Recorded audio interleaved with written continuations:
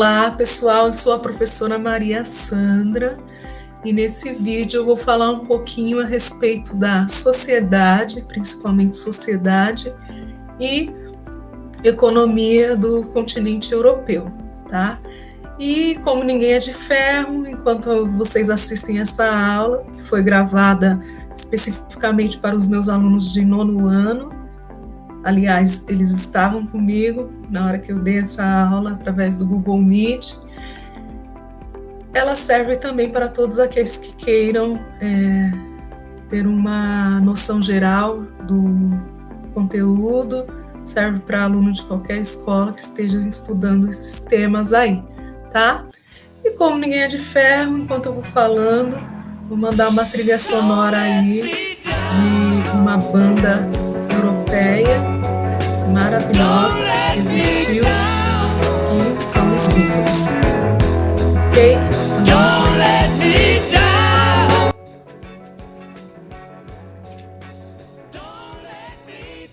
Então, isso daqui vou revisar rapidinho os objetivos, né? Compreender as características demográficas da Europa, as diferenças culturais entre os povos europeus, algumas delas, pelo menos, são muitas, e entender e analisar os movimentos migratórios na Europa. Características demográficas, lembrando que demografia são estudos populacionais, tá bom? E tem também a parte da economia do continente europeu, que já está aqui nessa participação, e os objetivos vêm depois, tá?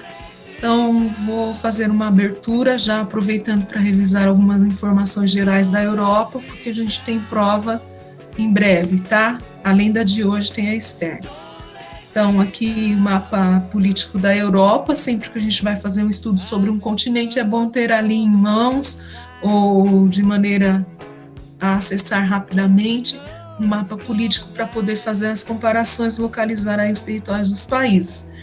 Eu nunca vou querer que vocês saibam de cabeça os nomes dos continentes e onde fica, aliás, os continentes sim, mas os nomes dos países e aonde se localiza exatamente todos os países do mundo. Não, mas principalmente os países que mais se destacam, eu gostaria assim que vocês soubessem aonde fica o território de cada um deles.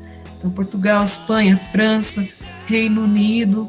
Para quem não sabe, o Reino Unido é formado pela Inglaterra, Irlanda, Escócia e o país de Gales, tá? Os 4 juntos formam o Reino Unido da Grã-Bretanha, tá?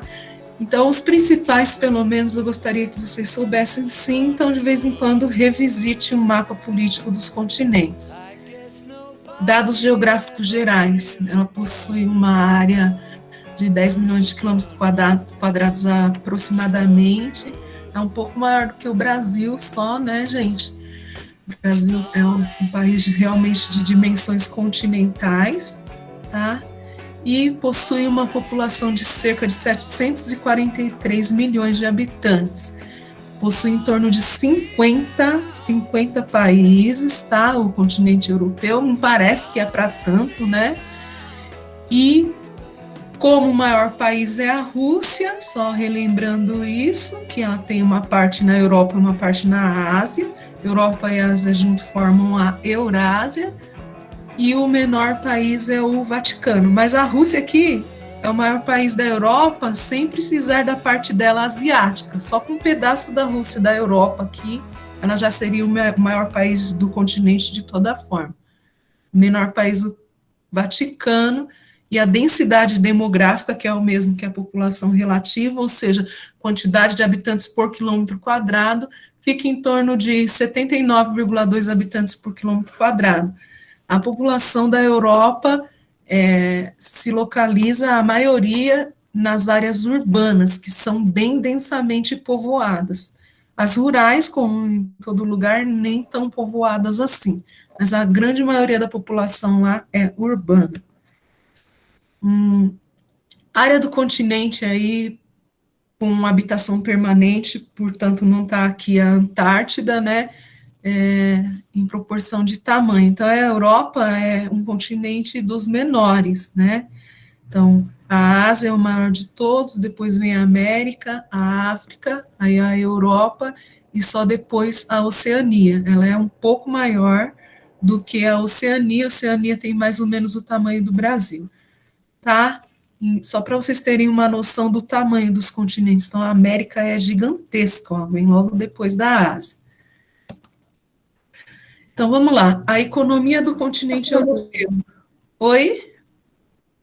Pode falar? Alguma coisa, gente? Eu não estou vendo a conversa. Tá dando para entender e anotar? Acho que falaram sem querer. Eu vou seguir aqui, tá, gente? Então, aqui, ó, vou entrar um pouquinho. Deixa eu fazer de novo essa parte de população primeiro, depois eu volto para a economia. Isso aqui eu passei um pouquinho semana passada. Então vamos lá, Europa, sociedade e cultura. Esse assunto não dá para terminar tudo assim rapidinho, em 10, 15 minutos de comentário, mas pelo menos o básico para vocês terem aí uma noção do conteúdo, dá sim. Então vou passar rapidamente o que eu já comentei semana passada, mais alguns complementos, depois eu vou para a parte de economia, tá? Então, Europa, sociedade e cultura, população do continente europeu, né? Demografia do continente europeu também entra aqui. Então, a Europa é um continente com uma variedade étnica e linguística muito grande, tá? Abriga em seu território uma enorme diversidade de grupos, costumes, características distintas ali na sua população, e tem áreas assim que são bastante tradicionais na preservação desses costumes ao longo dos milênios aí do continente europeu.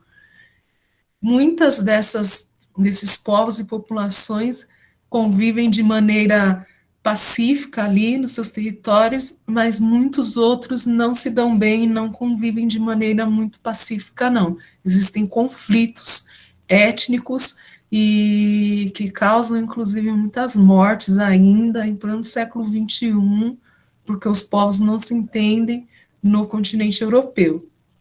Então, se eu pedir assim para vocês fecharem os olhos um minuto e pensarem na palavra Europa, se vocês fecharem assim os olhos e pensar um pouquinho, o que eu sei de Europa? Como eu imagino a Europa?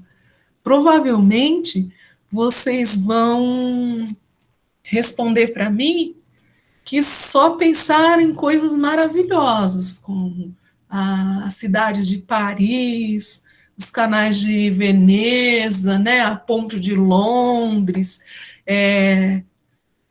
o Eurotúnel que liga Paris a Londres, e coisas do tipo, como se a Europa fosse um continente extremamente maravilhoso e não tivesse problema nenhum. A Europa, como todos os continentes, tem muitos aspectos de fato maravilhosos, impressionantes. Uma viagem até a Europa, com certeza, não seria nada ruim, sim, poderia ser uma das viagens mais marcantes das nossas vidas, mas nenhum continente já erradicou, ou seja, eliminou todos os seus problemas de suas sociedades. Nenhum mesmo. Então, guerra, fome, miséria, pobreza e coisas ruins como violência, epidemias, mortalidade infantil, não existe apenas só na África, existe em todo lugar, inclusive na Europa, que é tão idolatrada pela sociedade ocidental, também existe, tá? Então, o primeiro aspecto que eu queria trazer nessa aula, antes de mais nada, é isso. Nós não podemos associar o continente africano só com miséria, como se lá existisse apenas isso, e o continente europeu só com riqueza. Porque todos os continentes e países têm as suas faces, onde está tudo bem, onde está tudo estável, e com a economia fluindo bem, e tem as suas faces onde tem problemas terríveis a serem resolvidos, como no Brasil a gente consegue perceber isso o tempo todo nos noticiários, nas produções científicas, nos livros e em tudo mais que a gente recorrer, tá? Aí, na medida em que eu vou aqui passando a apresentação, eu vou trazendo algumas fotos bacanas da Europa, a princípio, para a gente também ter uma noção de como são as coisas lá, tá? Então, essa daqui é uma foto de uma festa junina com o povo sueco recebendo o solstício aí de verão. A Suécia sofre com um inverno muito rigoroso, né? E, às vezes, a gente que está aqui no Brasil, num inverno igual um dia de hoje maravilhoso, a gente não sabe valorizar tanto quanto o verão chega, porque vai ser um dia mais ou menos como esse, quando o solstício de verão, que é a chegada do verão no hemisfério sul, se aproximar por aqui. Lá no hemisfério norte, no caso, na localização desse país, entre outros europeus, é um grande acontecimento, porque saem de um período de inverno extremamente rigoroso, temperaturas muito abaixo de zero, quando o sol volta a aparecer, eles fazem até as festividades para celebrar tão valorizado que é isso, porque no inverno lá eles não vão estar num dia que nem como a gente está agora, com certeza, tá bom? Então, o clima, o relevo, a vegetação, a hidrografia também vão influenciar um pouco, não determinar, porque tem estudos antigos, preconceituosos, que dizem que quanto melhor o clima é num determinado local, maior é a possibilidade da população desse local ser preguiçosa, porque aí não tem que fazer tanto esforço para viver. Isso é um absurdo, mas tem teóricos que defendem isso daí. É dessa ideia, que é chamada de determinismo geográfico, que vem aquela concepção, por exemplo, de que brasileiro é meio vagabundo, perdão da expressão, o baiano não gosta de trabalhar, e uma pessoa que vive numa área de inverno rigoroso tem que se esforçar mais. Isso daí é um absurdo muito grande, já foi comprovado cientificamente de que isso não é verdade, mas, em contrapartida, também a gente admite que o clima, as características naturais do lugar vão interferir no modo como as pessoas vivem culturalmente. Essa parte sim é verdade, ok? Continuando, a variedade linguística dos povos europeus. Então, são cerca de 24 idiomas, ou seja, línguas oficiais, e mais de 60 línguas regionais, que são chamados dialetos ou línguas faladas por uma parcela menor das populações dos países, ou minoritárias, ou seja, que existem em menor quantidade. Dentre os povos que formam a população do continente europeu, existem os latinos, os anglo-germânicos, ou.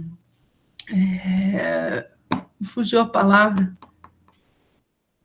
Germânicos mesmo, anglo-germânicos, que são os alemães são germânicos, né? Os povos eslavos, que são mais os países ali do leste europeu, que tem os povos eslavos, como os russos, ucranianos, poloneses, que tem aquele idioma impronunciável para nós, os germânicos também, os povos celtas, como irlandeses, escoceses, galeses, e os povos latinos, que são aqueles que geraram aí os idiomas predominantes no continente americano, que são os portugueses, franceses, italianos, além dos anglo-saxões, que são os ingleses, tá? Então, esses aqui são só alguns exemplos dos povos que existem lá e dos idiomas falados no continente, mas são muitos mesmo, tá? Aqui a gente tem uma foto da Estônia, um centro histórico, para a gente perceber que muitas construções, a arquitetura no continente europeu, ela é muito assim defendida, preservada, porque o europeu tem em si, não todos os europeus, mas uma grande parcela da população tem em si algo que eu acho que é uma grande qualidade, que é um princípio de gostar de preservar o costume e as culturas ali do continente, inclusive na arquitetura. Multiculturalismo europeu. Coloquei aqui do lado uma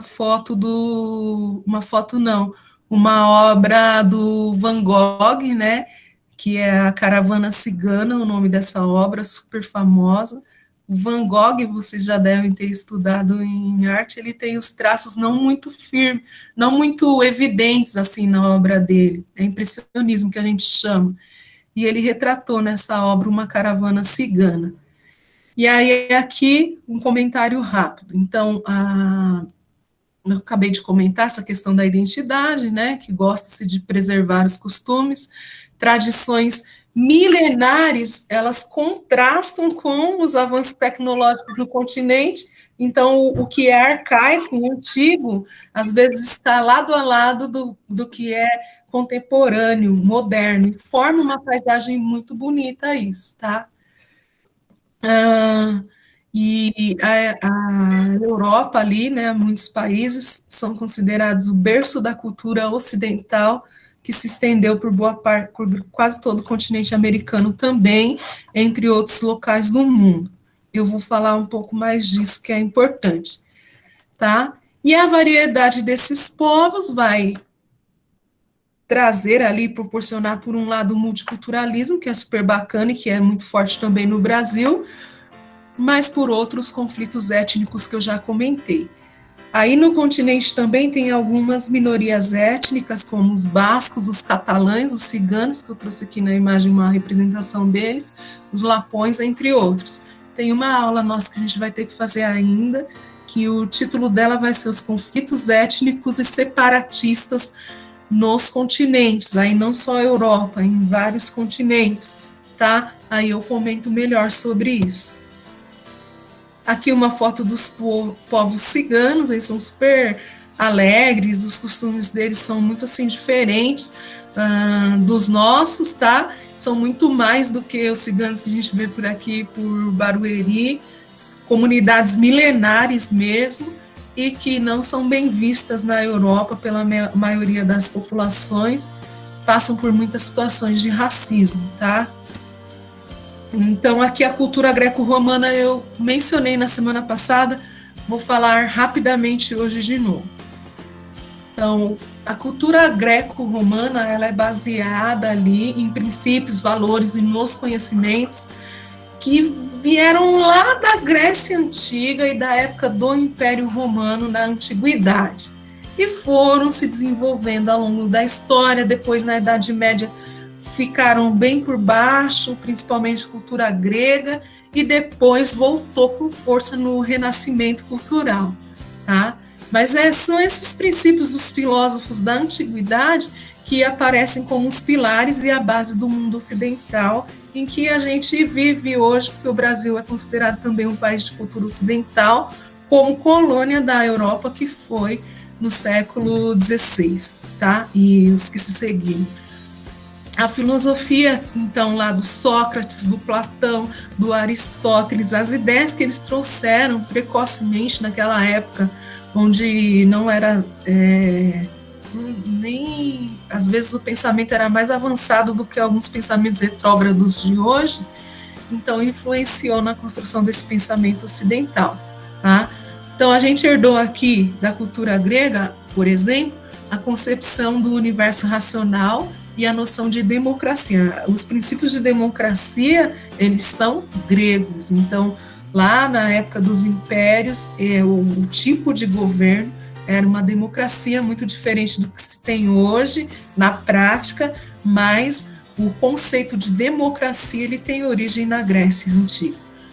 E as bases filosóficas do direito, ou seja, onde são criadas e instituídas as leis do nosso país e de todos os países ocidentais, elas vêm baseadas no pensamento romano, tá? Então, essa junção da cultura greco e romana, e aí acho que em história, filosofia, vocês se aprofundam mais nesses temas, eu tenho que falar aqui bem correndo, só por causa da questão de regionalização, é que vão aí formar os pilares do mundo, então, ocidental. E aí essa concepção de Ocidente e Oriente depois vai sendo relacionada com os países do leste e oeste do Greenwich, mas não seguindo rigorosamente a linha ali certinha, mas considerando tudo isso que eu estou falando também.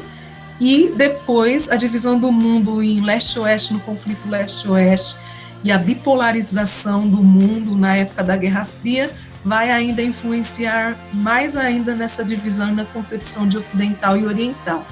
O cristianismo também entra nessa parte e tudo mais, tá?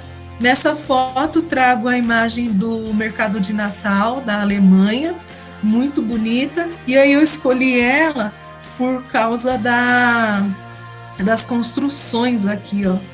Muito bacana esse tipo de arquitetura europeia, e algumas cidades no Brasil, criadas por colonos europeus ou imigrantes europeus, fundadas por eles, tem também esse tipo de construção de cultura europeia de origem alemã, porque a pessoa, quando ela migra, ela gosta muitas vezes de construir no lugar para onde ela migrou algo que relembre as origens do local, da onde ela criou, da onde ela tinha identidade ali. Isso é muito comum entre os povos europeus, tá?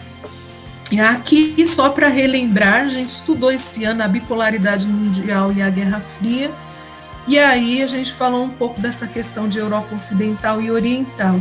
Então, o jeito que o continente está dividido regionalmente vai depender do critério de divisão. Então, quando eu falo Europa Ocidental, nem sempre vai ser a Europa Ocidental que vocês encontram aqui, ó.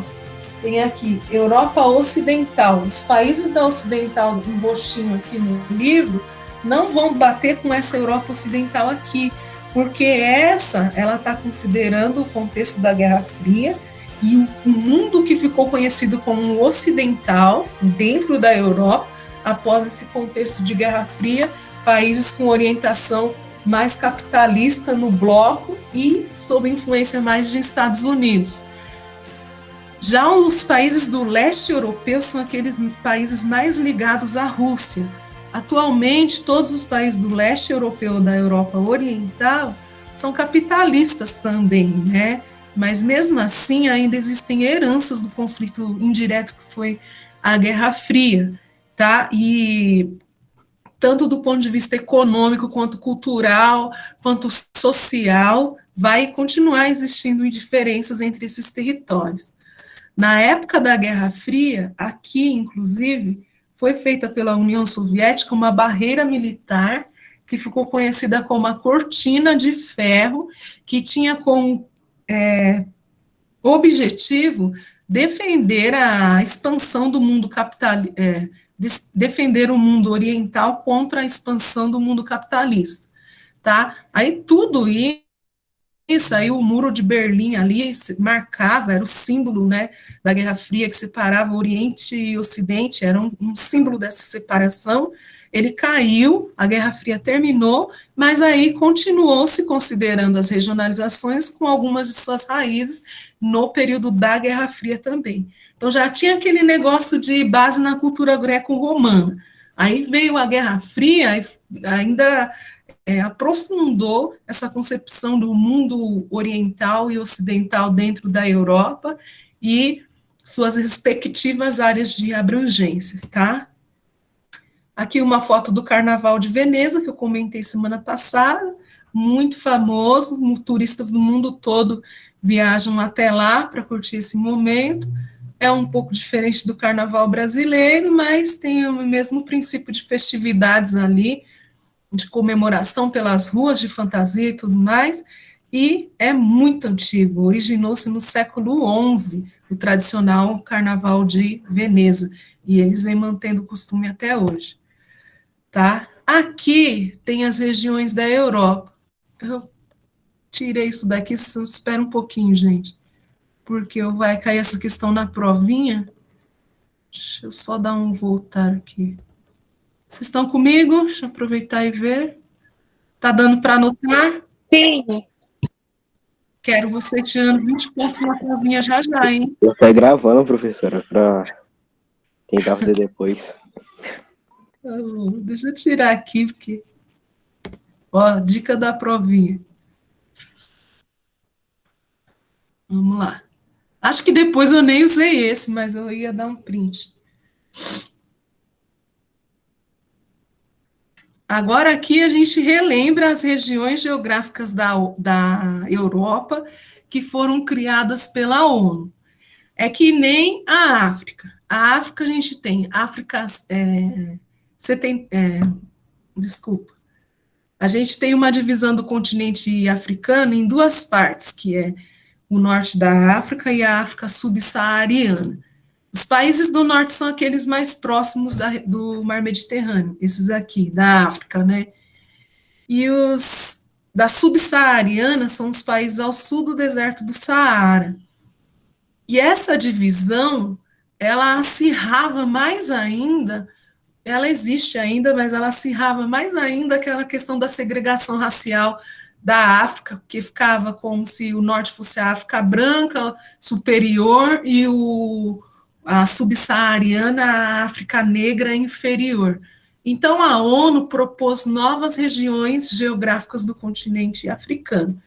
Desta forma, também, a ONU, querendo reduzir um pouco esse impacto tão hostil entre os povos ocidentais e orientais, ela também propôs novas regiões geográficas do continente europeu. Daí, vocês já viram isso, mas só estou esclarecendo melhor que o termo Europa Ocidental pode se referir tanto a esses países aqui, quanto daquele outro critério, né, mais consequentes do mundo bipolar e da Guerra Fria, para vocês saberem que vão aparecer aí no caminho de vocês os dois tipos de mapas. Então, presta bem atenção, aqui em cima nós temos os países nórdicos, Europa setentrional ou Europa do Norte, tá? Então, aqui, ó, nesse mapa tá Europa do Norte ou Nórdica. Aqui no livro de vocês está Europa setentrional, é a mesma coisa. Os países nórdicos, então, Noruega, Suécia e Finlândia, alguns com o IDH maior do mundo, alguns, principalmente Noruega.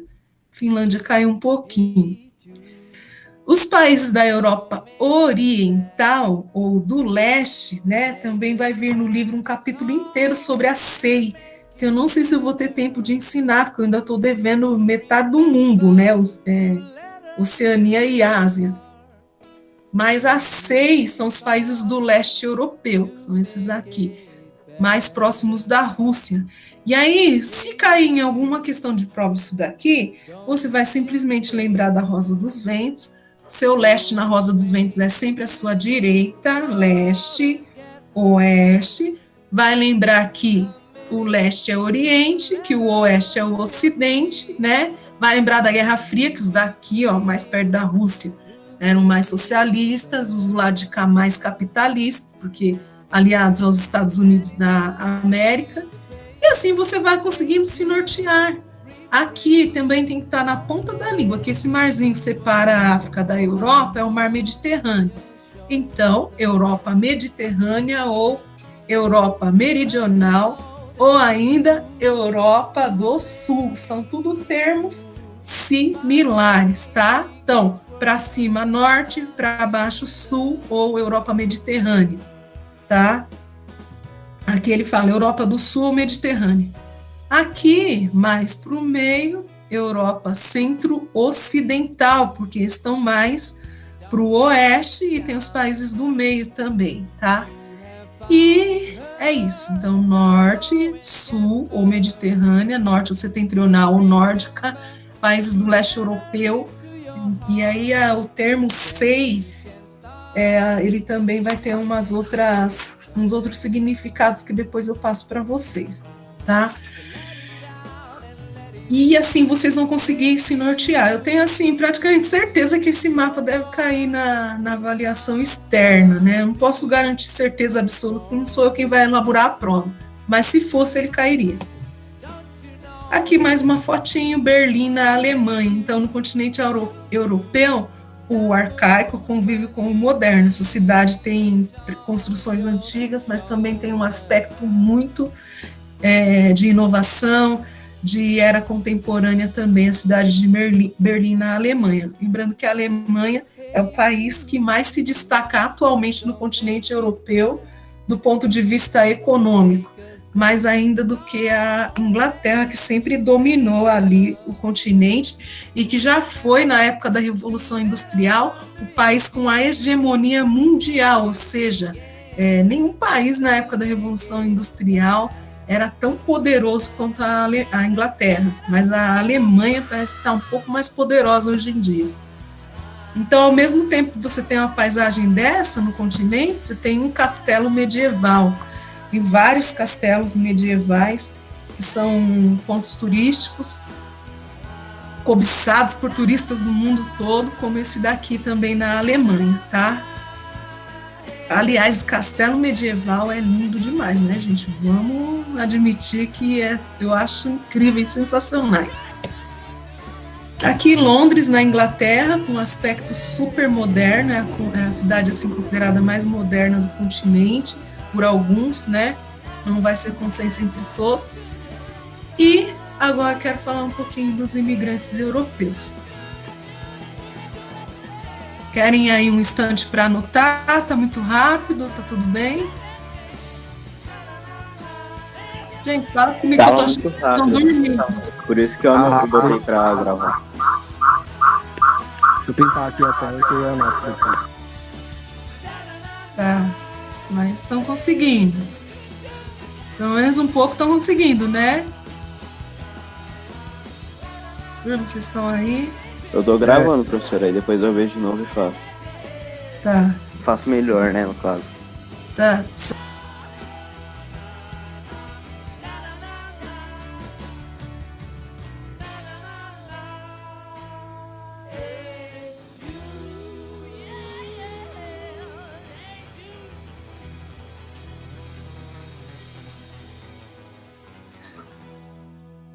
Voltei, desculpa, meu nariz estava meio ruim. Às vezes eu assisto meus vídeos e dou umas fungadas no nariz que são uma vergonha, mas fazer o quê, né?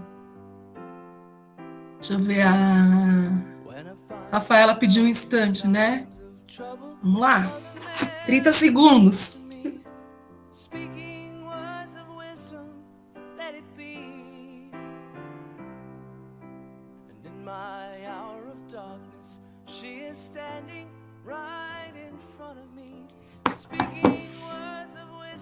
Já vou, Rafaela, que o horário está avançando, tenho que encerrar já, tá bom? Então vamos lá, continuando. Vamos falar um pouquinho das migrações. Ela falou que ok, né? Vamos botar aqui, vamos lá.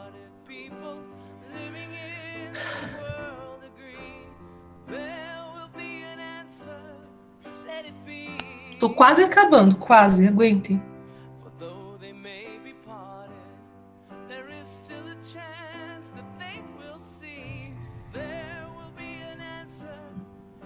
Então vamos lá, migrações.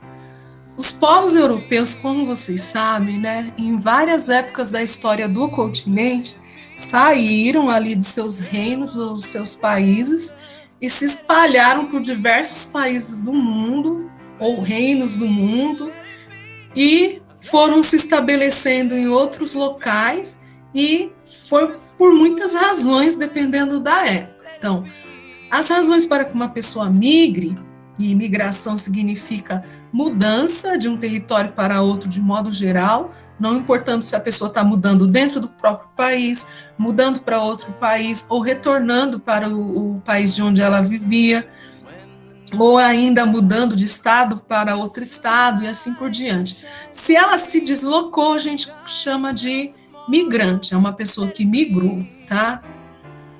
E as razões para que uma pessoa mude de um local para outro podem ser atrativas, repulsivas ou ambas. As razões atrativas são aquelas assim, por exemplo, eu vou me mudar para, sei lá, Austrália por 6 meses, porque eu quero fazer um intercâmbio lá. Eu migrei? Migrei. E posso, de repente, ir para lá e nunca mais voltar. Essa é uma razão atrativa. Eu saí da minha terra de origem, do meu país de origem, porque eu quis e porque tinha algo que me interessava no outro país, no caso o idioma, o aperfeiçoamento da fala da língua inglesa. Então isso é um atrativo. Entre muitos outros, tem pessoas que recebem propostas para trabalhar no exterior, aí entram nesses países para trabalhar.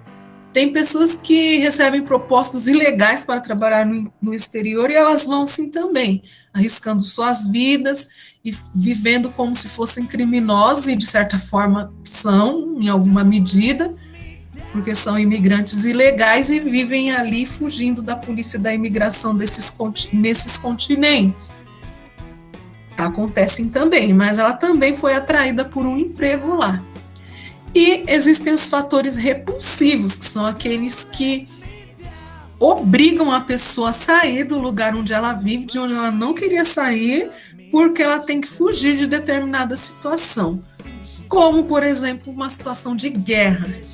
Uma pessoa, um cidadão, um civil, que não tem nada a ver com a guerra, está ali, sofrendo risco de bombardeio, passando fome às vezes, porque onde tem guerra tem desemprego, fome, peste, epidemia. A guerra é um pacote ruim que vem do inferno mesmo. Guerra só pode ser obra do capeta mesmo, perdão da expressão, porque traz um pacote completo da desgraça, porque traz morte, fome,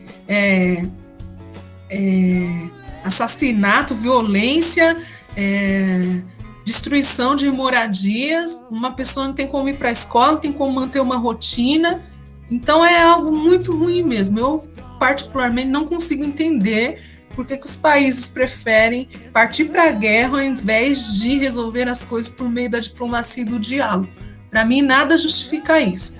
E imagine que uma população que está vivendo numa situação dessa, ela tem que sair desse local e se virar em outro lugar. Então isso aconteceu, tudo isso que eu estou falando aconteceu com os povos europeus em várias épocas da história. Essa família aqui, que eu trouxe de exemplo, ela migrou para a Argentina na década de 1920. Nos anos 20, o mundo estava se recuperando ainda dos efeitos da Primeira Guerra Mundial, que acabou em 1918, que na verdade não acabou assim plenamente, todos viveram felizes para sempre. Entre 1918 até 1938 foi uma espécie de trégua, porque ela continuou na Segunda Guerra Mundial. E estava muito difícil viver na Europa naquela época, as pessoas queriam sair dali no meio daquilo tudo, e houve a necessidade ainda de reconstruir os países que tinham sofrido tantos bombardeios na época da guerra, e muitos europeus, tanto durante a guerra quanto no pós-Primeira e Segunda Guerra Mundial, saíram de lá e vieram se estabelecer na América, por exemplo. Outra época foi nas grandes navegações, que o europeu veio para cá, aí por fatores atrativos, né, em busca de novos, da dominação de novos territórios, tá? E assim eles foram se espalhando pelo mundo inteiro. E na medida em que foram migrando para esses lugares, foram levando consigo seus costumes, as suas culturas, tá? Então, a influência da cultura europeia, que é essa que eu vinha falando de orientação ocidental, né, de base na Grécia, Roma Antiga e etc., ela se espalhou por vários lugares no mundo. Aqui eu trouxe como exemplo as expedições portuguesas. Então, só Portugal, por exemplo, olha o tanto de lugares por onde eles foram passando, se estabelecendo, isso daqui só na época das grandes navegações, da expansão marítima. Então, circularam um continente aí africano, foram invadindo, dominando povos e culturas, tanto que alguns países africanos falam português, não português igual ao do Brasil, porque o português brasileiro foi misturado com os dialetos indígenas e dos povos africanos. E o português dos países que foram colônias de Portugal na África foram igualmente se misturando com os dialetos africanos aqui. E aí, só Portugal na expansão marítima foi tudo isso. E quando eles se expandiam, iam para outro lugar, levava-se tudo também, era o pacote completo. Então, levavam o cristianismo, levaram a cultura europeia, a arquitetura europeia, e o jeito de viver do europeu, e como eles tinham poder militar superior, foram se estabelecendo nesses lugares, e sempre a cultura que prevalece com maior força é a do dominante, não do povo que está sendo exterminado, com certeza. Então, vários fatores influenciaram na expansão da cultura europeia pelo mundo. Então, o colonialismo, que é isso aqui é um exemplo, e as grandes navegações, expansão marítima, a Revolução Industrial, que também a Europa foi pioneira, ou seja, quem começou na Inglaterra do século XVIII. Os produtos industrializados já chegavam com a ideia no outro lugar com o costume europeu. A Revolução Francesa, que foi imprescindível para a história aí da humanidade, de onde surgiram, inclusive, muitas leis trabalhistas que a gente conhece hoje. O neocolonialismo, porque não bastando o colonialismo, o continente africano foi novamente colonizado até o século XX, segunda metade. As guerras mundiais, a expansão, e que expulsaram europeus de lá, a expansão do cristianismo católico com as missões jesuíticas, a reforma protestante, que eram os protestantes que não se davam com os católicos, fugindo da contra-reforma protestante na Europa.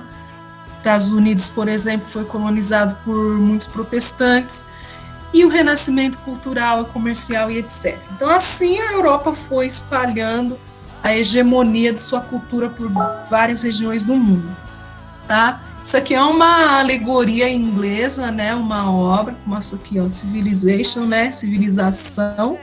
Quando eles chegavam nos territórios, eles achavam que os demais povos eram bárbaros, sem alma, sem consciência, sem cultura aceitável, e daí tinha que levar os costumes da civilização para esses povos.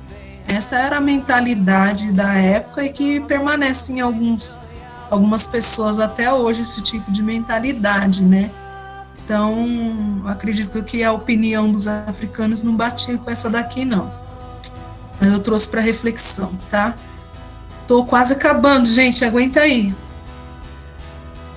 Outra situação sobre migrações no continente europeu, que é um problemão, e é a atualidade isso aqui também. Quando os europeus precisaram, né, ou quiseram migrar para o mundo inteiro aí, eles entraram, em muitos casos dominaram, os imigrantes europeus em muitos casos foram bem acolhidos e tudo mais. Mas só que agora tem pessoas, né, de vários lugares do mundo que querem entrar na Europa porque elas estão passando atualmente por situações que os europeus passaram antigamente, né? Que é se refugiar de alguma guerra. Então a Europa fica ali perto da África, sendo separada só pelo mar Mediterrâneo. Então muitas pessoas tentam fugir das guerras do continente africano e entrar na Europa para se refugiar ali. A questão dos sírios também, e aí a Síria, o território sírio, de onde faz parte, por que eles estão brigando, é uma outra questão que eu quero tratar nos conflitos separatistas. Mas muitos refugiados de guerra de vários países procuram uma rota de fuga para entrar no continente europeu, tá? Essa imagem aqui, a gente mostra que os europeus passaram por isso. Poloneses em rota de fuga pela Rússia, rumando ao Oriente Médio, da Ásia, nos anos finais da Segunda Guerra Mundial, porque a Polônia era um dos grandes focos ali da expansão dos nazistas, do Hitler, né? Então, nesse momento, é importante também que alguns países da União Europeia tenham defendido isso, e depois eu explico também melhor o que é a União Europeia, pede ali que a Europa aceite cerca de 200 mil refugiados da Síria, do Iraque e outras zonas de guerra, porque neste momento são as outras pessoas que estão precisando se refugiar na Europa, assim como na época da Segunda Guerra Mundial e da Primeira do ano passado, os europeus foram acolhidos em vários países do mundo. Isso daqui é o maior problemão lá, porque muitos países fecham a porta. A própria Polônia, por exemplo, que se refugiou em países vizinhos, não quer aceitar a entrada de refugiado de guerra nenhum. A primeira coisa que se pensa é, cada um com seus problemas, nosso país está em paz, nós não vamos aceitar ninguém, senão vai ficar muito cheio aqui, o país não dá conta nem daqui, mas essa é uma questão muito a ser pensada. Pense você o seguinte, se fosse você tendo o seu lar bombardeado, suas crianças perdendo tudo por causa de uma guerra, você ia querer que os países flexibilizassem a entrada dos refugiados e aceitassem vocês ali, ou você ia falar, não, a gente fica sem nação mesmo, com as crianças pelo colo aí, que não tem problema não. Então, cuidado. Tem um versículo cristão que diz que na medida que nós julgarmos, nós seremos julgados, né? Então, é um grande debate da atualidade o que fazer com os refugiados. A minha opinião particular, que vocês não precisam ter a mesma, é a seguinte: todas as pessoas devem se responsabilizar por pessoas também em situações precárias e adversas. Então, se uma pessoa está fugindo de uma guerra ou de uma catástrofe natural, eu acho que todos os países deveriam, sim, em alguma medida, aceitar um pouco dessas pessoas e aliviar um pouco o sofrimento delas, tá bom? Não sem controle nenhum, entra quem quiser, mas em alguma medida é responsabilidade de todos, sim, tá? Então, aqui são pessoas que esperam para ter ali a permissão de um visto temporário perto da Macedônia, depois de atravessar ali a fronteira da Grécia, fugindo ali de um grande conflito. Essa imagem viralizou na internet, ela é terrível. Esse menino aqui, o Aylon, né? Ele é das mais de 300 mil pessoas que arriscaram suas vidas para cruzar o mar Mediterrâneo, né? E mais de 2.600 não sobreviveram nessa perigosa travessia. E esse menino que teve essa imagem viralizada na internet foi um deles. Ele tinha apenas 3 anos de idade. E essa foto continua comovendo pessoas do mundo inteiro, porque a situação do refugiado de guerra é realmente muito, muito complicada. Um refugiado de guerra é simplesmente uma pessoa que não tem mais a sua nação para poder viver, tá? Aí aqui, para fechar, eu coloquei o ranking dos países mais populosos aí da Europa, né? Isso também é parte do estudo de demografia. Então, depois eu trago melhor essa parte, porque ela fica meio fora de contexto agora. Eu não sei se vocês conhecem esse mapa.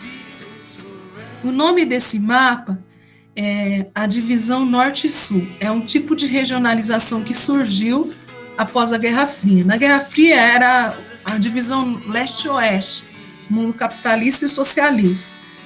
Aí depois que acabou a Guerra Fria, surgiu essa regionalização do mundo aqui, dividindo o mundo em norte e sul, mas não rigorosamente na linha do Equador, mas sim uma linha traçada para mostrar os países predominantemente desenvolvidos, que ficam para o norte da linha, e Austrália e Nova Zelândia depois da curva, e os países do sul, que são os países de terceiro mundo, subdesenvolvidos,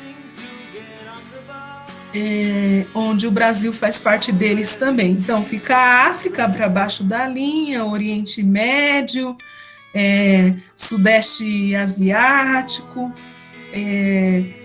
América do Sul como um todo, do México para baixo, que é a América Latina, aqui anglo-saxônica desenvolvida, aqui subdesenvolvida. Tá, isso aqui é uma generalização, aqui tem o que se predomina.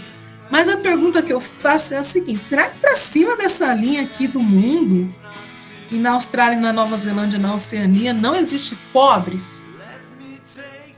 Fica essa reflexão para você. Será que aqui foi erradicada, ou seja, exterminada toda a pobreza, fome, miséria, altos níveis em todo o norte dessa linha aqui? Será que dá para dividir o mundo, traçar uma linha e determinar simplesmente ricos e pobres?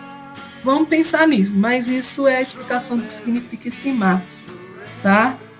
Então, indicadores socioeconômicos. Portugal, Espanha e Grécia possuem economias mais frágeis no continente europeu, ou seja, eles são países assim não tão desenvolvidos, tá, gente? Inclusive o Brasil, não sei depois de 2020, que 2020 está um ano sinistro, mas era um país superior economicamente a Portugal, com certeza. E olha que Portugal dominou boa parte do mundo aí em séculos passados.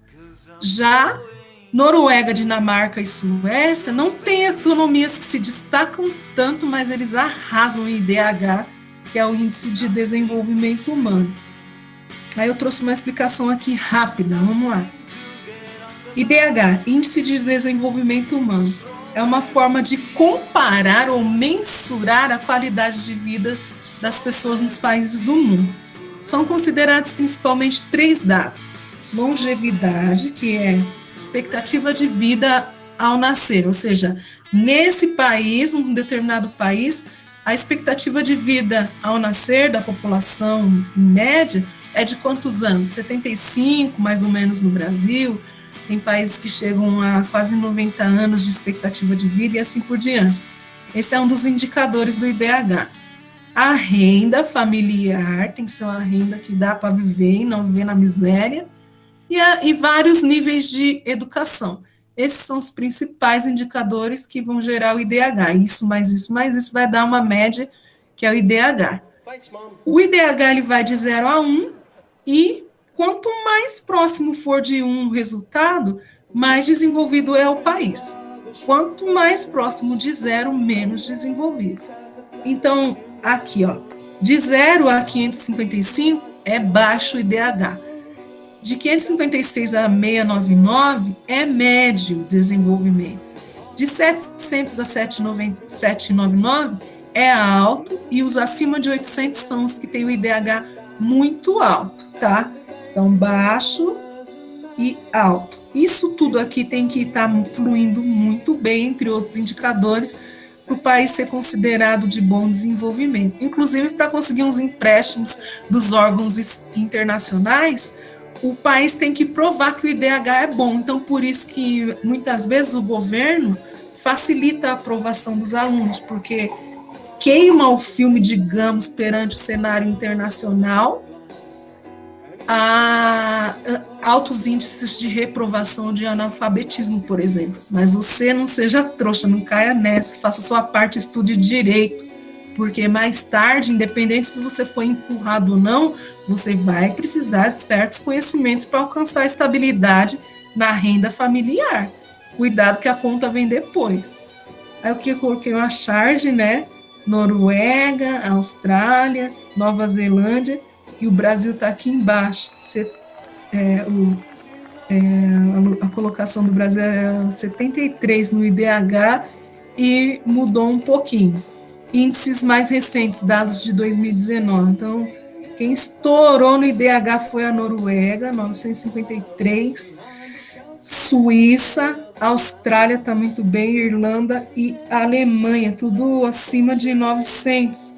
O Brasil está aqui, posição 79, IDH 759, de acordo com a tabelinha. O Brasil ainda tem o IDH alto, mas cuidado, esse cálculo é relativo. Tem gente no Brasil que vive com desenvolvimento humano muito alto, porque tem de tudo. E tem gente no Brasil que está abaixo da linha da pobreza e da miséria. E na Europa também, pode ter certeza disso. Aqui uma foto da Noruega maravilhosa, né? Esse país é demais. E ele não tem um impacto tão grande na economia global e nem tem assim pretensões de hegemonia, ou seja, supremacia econômica mundial, mas a qualidade de vida do norueguês é muito bacana mesmo. É improvável você achar lá um morador de rua, tudo esculhambado. Não vou falar que não existe, mas é um dos países que menos tem pessoas abaixo da linha da pobreza e da miséria. E só para que fechar esse estudo, existe pobreza na Europa? Será que sim? Será que não? População abaixo da linha da pobreza e da miséria, porcentagem, Aqui é uma escala de cores, quanto mais perto do amarelo, menos grave, quanto mais vermelho, mais grave a situação. Mas tudo isso daqui, ó, são países europeus que possuem, sim, pessoas abaixo da linha da pobreza e da miséria. Aqui, essa foto parece ser Osasco, Carapicuíba, São Paulo, Barueri, mas não é, é na Espanha. Espanhol procura materiais para aquecer o barraco onde mora com a família. Madrid, Espanha. Então, pessoal, ainda na parte de economia do continente europeu, que eu estou passando só uma pequena parcela hoje, tem bastante coisa para a gente ver posteriormente também, eu vou deixar aqui alguns aspectos da agricultura, pecuária e indústria dos países europeus, tá? Então, em primeiro lugar, quero relembrar aqui alguns conceitos, que é a agricultura intensiva e a agricultura extensiva.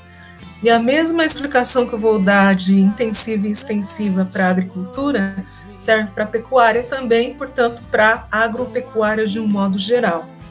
Os sistemas intensivos de cultivo, né, aí, e de criação de animais, no caso da pecuária, são aqueles que utilizam maquinaria pesada, utilizam técnicas modernas, contemporâneas do cultivo do solo ali ou para criar os animais.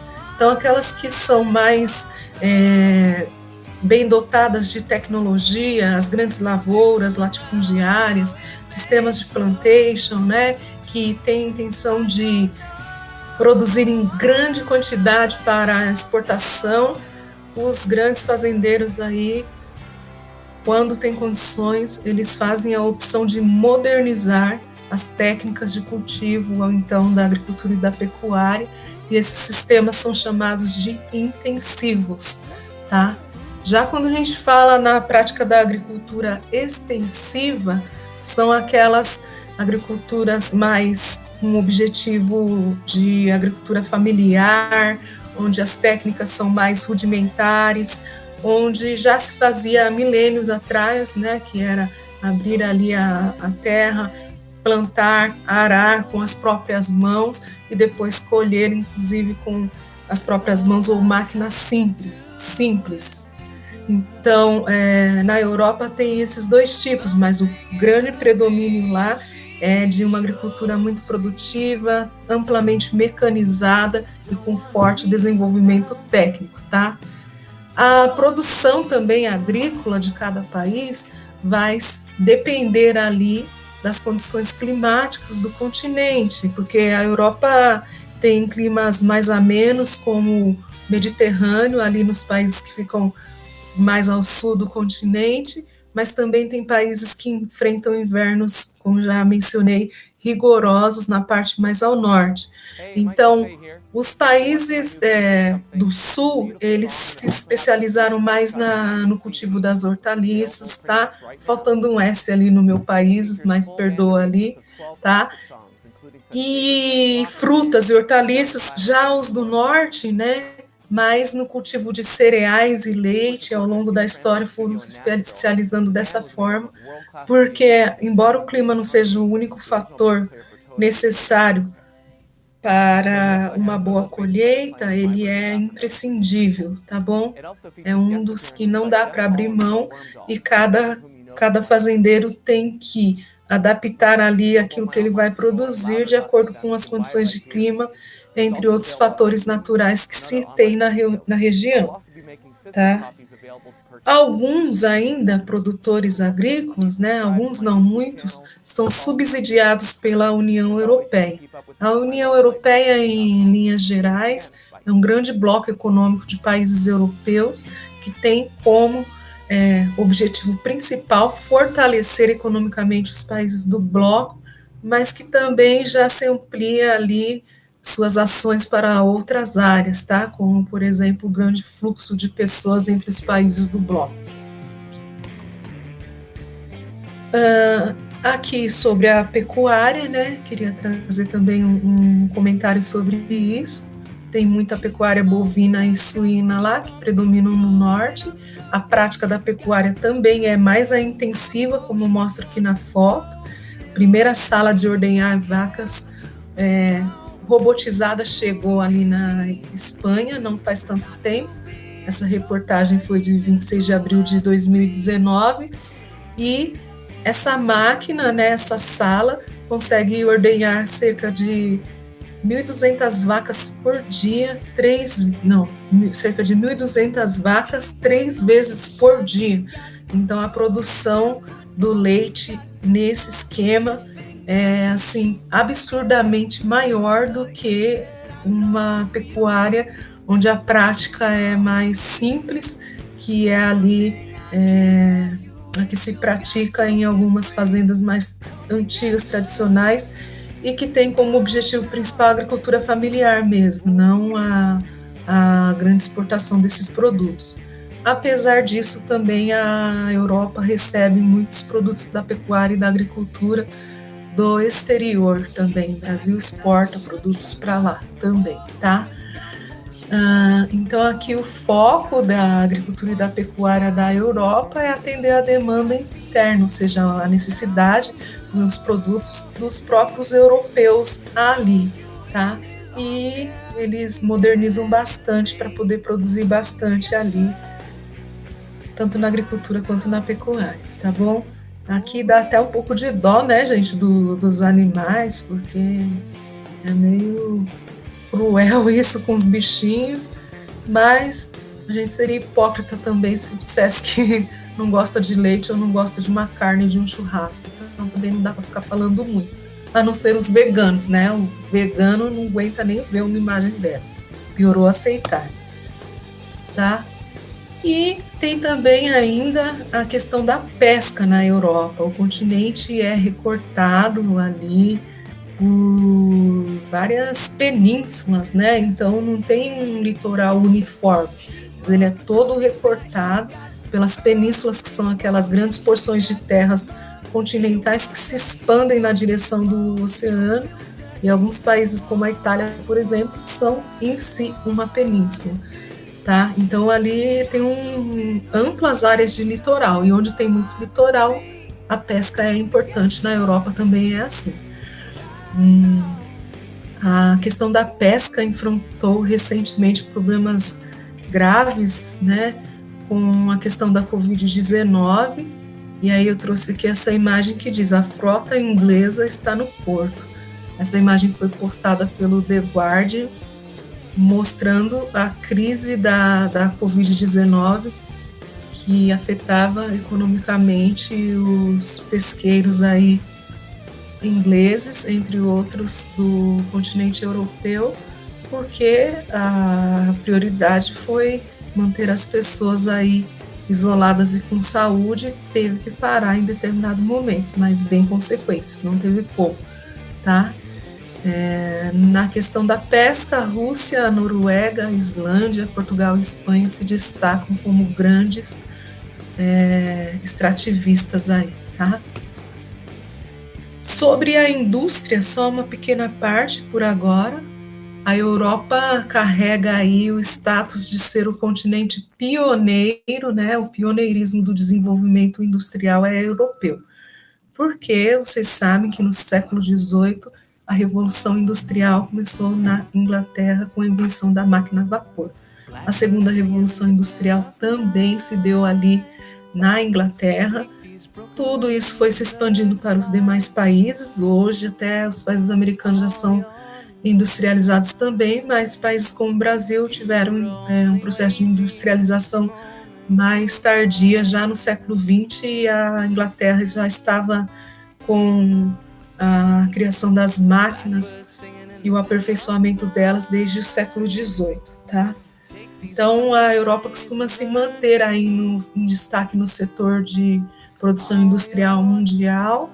Muitas empresas europeias não ficam localizadas dentro do continente, ali dentro da Europa, mas são espalhadas em forma de filiais pelo mundo todo, aliás, nos países onde interessa para eles se estabelecerem.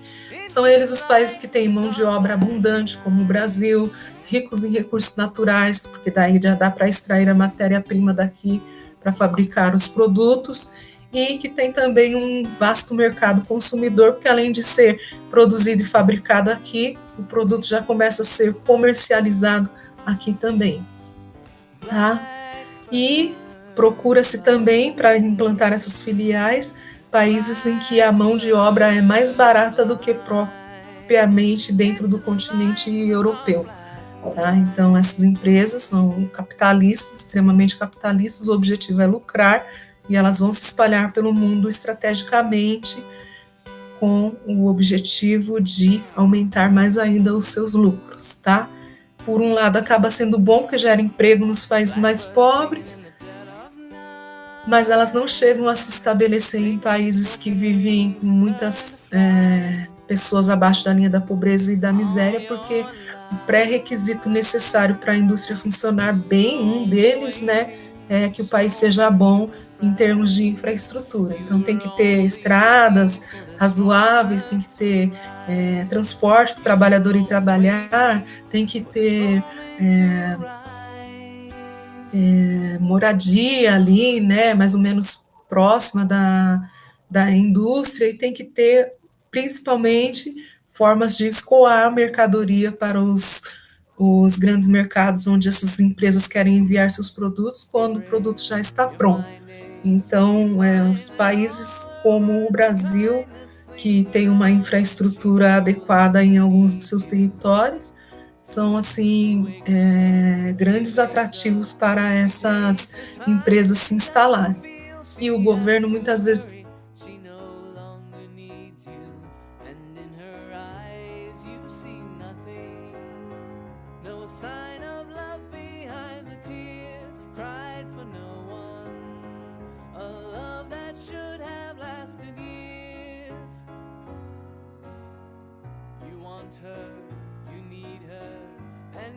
muito diferenciado. Nem todo país europeu vai ter uma indústria de ponta como esses 4 aqui, tá? Então, aqui a notícia traz: a produção industrial na Alemanha sofre queda histórica de 9,2% em março, porque aqui estão falando dos prejuízos que vieram por conta da pandemia de coronavírus. Então, veio para os grandes, veio para os ricos, veio para os pobres, mas é lógico que no cotidiano, na prática, quem se viu mais prejudicado em situação de desespero foram mesmo os pobres, porque os ricos conseguiram continuar se mantendo apesar dos seus prejuízos. Aqui uma chargezinha sobre o IDH, que a população mais pobre vai nem saber o que é IDH, e é isso por enquanto. Vou ficar devendo aqui os setores da economia da Europa, porque eu não tenho mais tempo, acho que vocês já estão desesperados para sair, mas eu precisava fechar esse assunto. Agora vou liberar a prova. Kevin, a aula, lá, se fosse lá na escola, ia ser dobradinha, meu filho, ia ser 100 minutos de aula.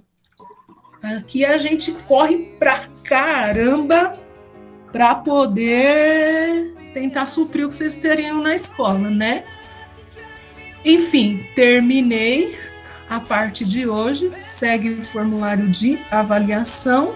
Vocês não precisam ficar comigo no Meet para resolver. O que é, Ana? Você está dormindo na aula aí? E aí vocês não precisam ficar comigo aqui no Meet para resolver. Podem sair e eu libero. Estou super acordada. Oi? Estou super acordada.